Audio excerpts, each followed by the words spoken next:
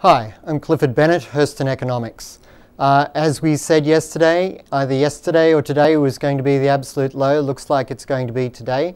We were looking for further downside. For the ASX, SP200, it's looking 4,815 to 25 is my favoured support zone to hold here.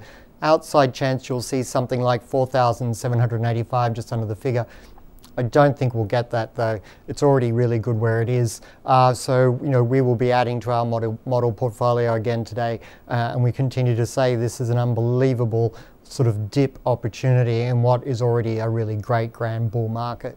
Most of the scaremongering in the US overnight, Europe, more understandable in Europe, but in the US as well, about how the Libyan situation is going to drive up oil prices. Higher oil prices will slow the economy.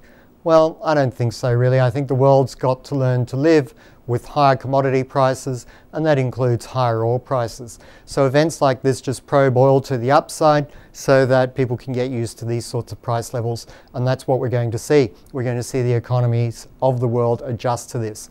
Meanwhile, China, India, they can't get enough oil and they'll continue to buy at any price. So the outlook, and we've been bullish gold and oil for a very long time. They both look fantastic, gold especially, oil going through the roof. We're still looking for US dollars 145.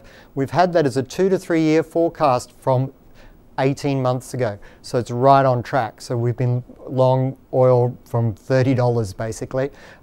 So it continues to look good to go a lot higher. And when I use the word good, I do mean good because the higher the oil price goes, the better the world will deal with it in terms of other energy supplies further down the track.